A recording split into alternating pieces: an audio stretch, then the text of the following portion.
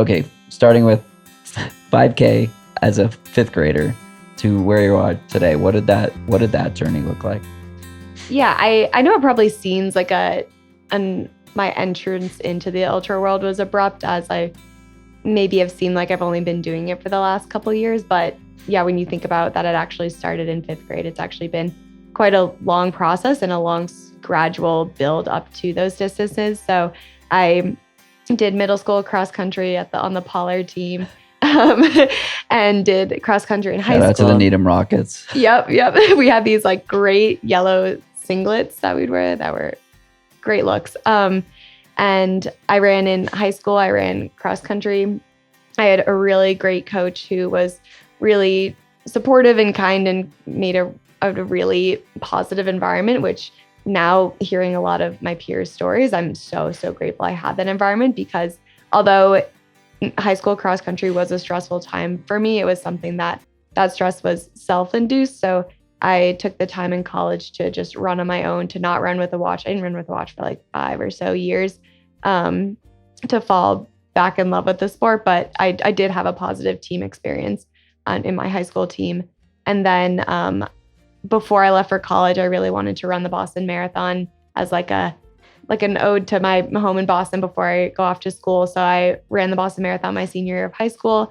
And I joked that I really wanted to have a bad time because I didn't want to do one ever again. But I had the best day ever. Like truly, to this day, it was one of my favorite days. I ran for a charity, and that was a really positive experience. They had a really great team, and it was just like really fun way to see all my friends in one day. And I took it very chill because I didn't care about my time. I just wanted to see if I could do this distance, and was just absolutely fell in love with it, and fell in love with the huge crowds of Boston. So after that, chased a bunch of the other big marathons, because there's something, and I know you've done a bunch of big marathons, something so fun about having all these crowds on the streets. It's just constant energy. And I always say that I pretend it's like everyone coming to like see me in concert. Yeah. It's so fun. So my biggest tip for people who run big road marathons is to put your name on the bib, because, or on your arm or whatever, because it's like, you don't know you need that energy until you need that energy. And to be able to draw from the crowd of like cheering your name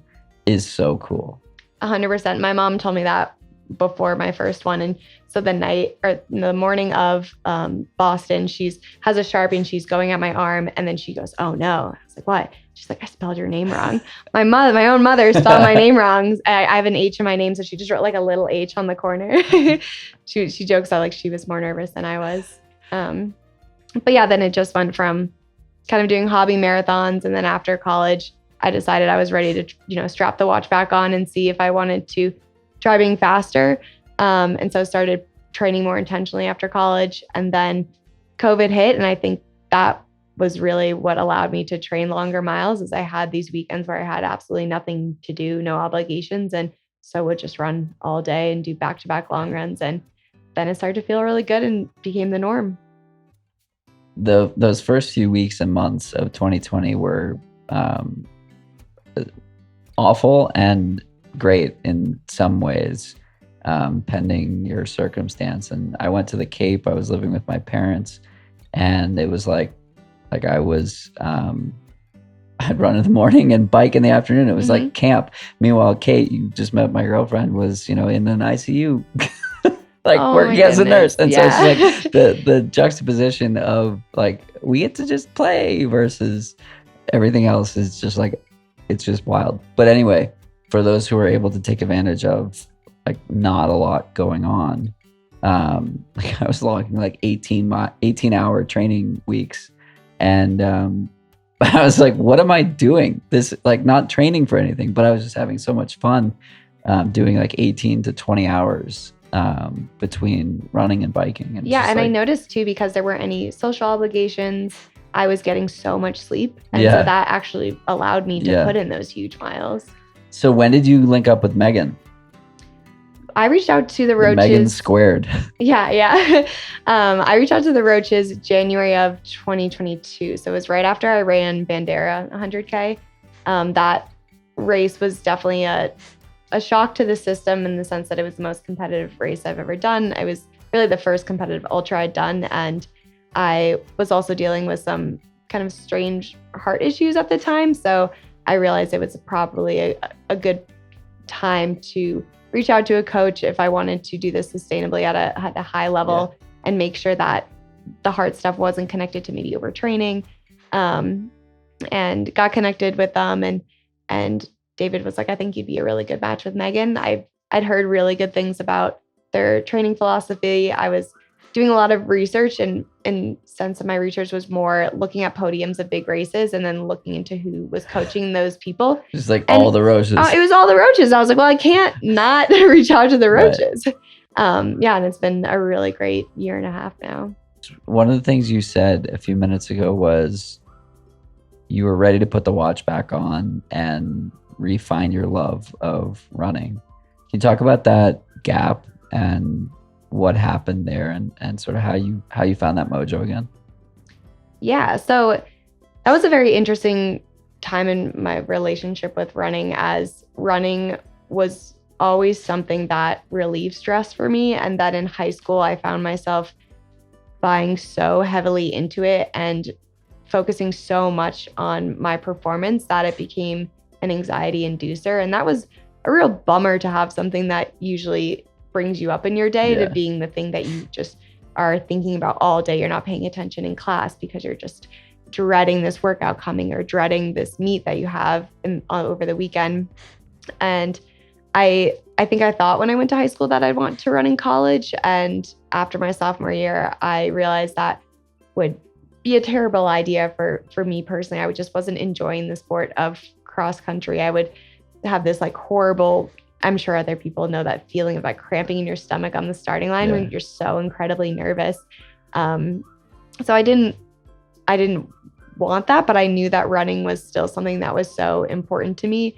And it was something that had been so beneficial for my mental state for so many years. So I found that taking off the watch after the high school season ended, so after senior year, and then just running for fun, running how I feel, I would, map things out on my computer beforehand and then just go for it.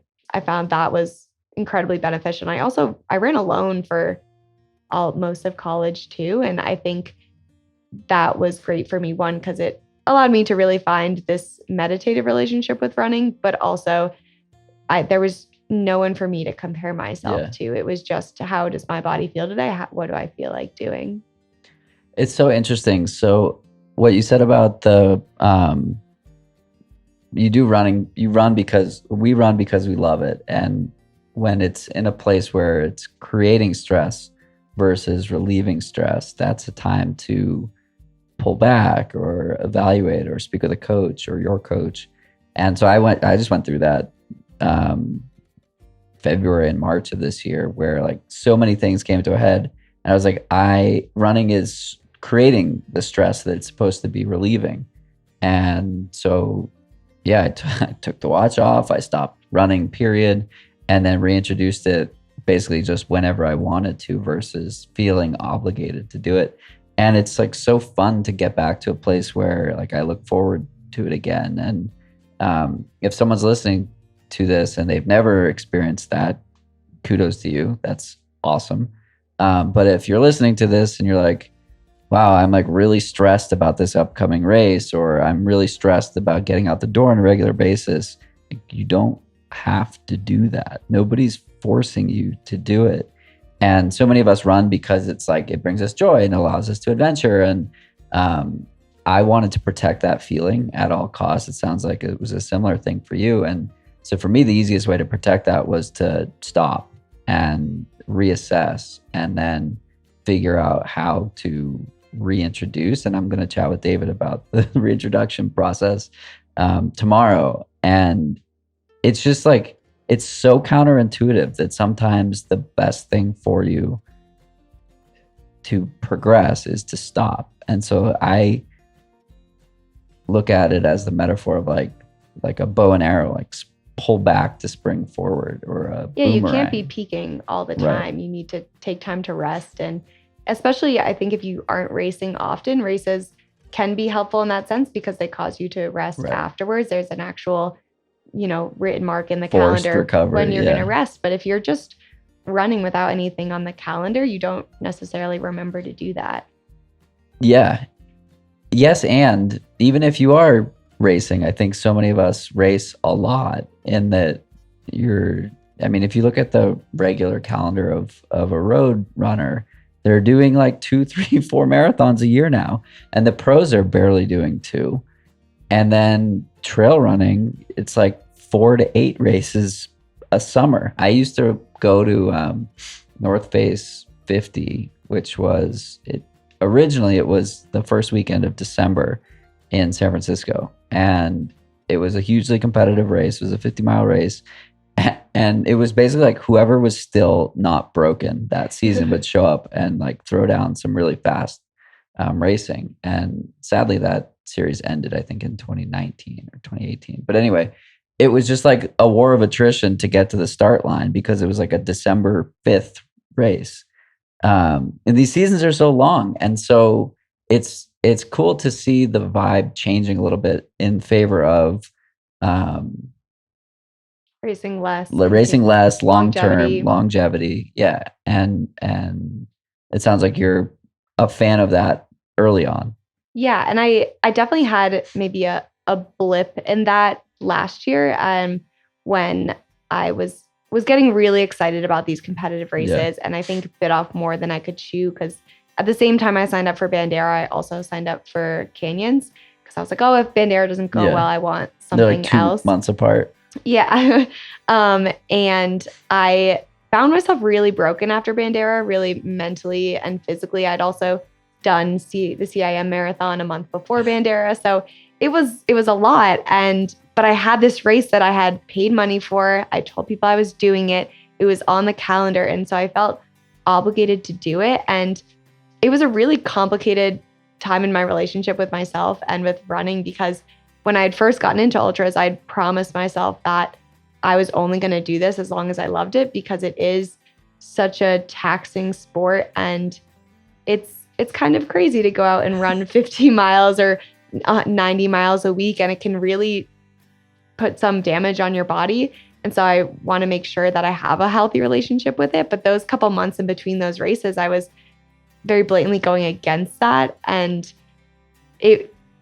I'm not proud of it. Like, sure, I think there's positives to, I still race Canyons and I got a lot of positive things out of it, even though it wasn't a great performance, but I'm not proud of myself for pushing myself through that. I think I should have rested, but I know that now. I know what that feeling is like. And that's also why I don't have anything on the calendar for after Western. I want to give myself the time to mentally and physically recover afterwards.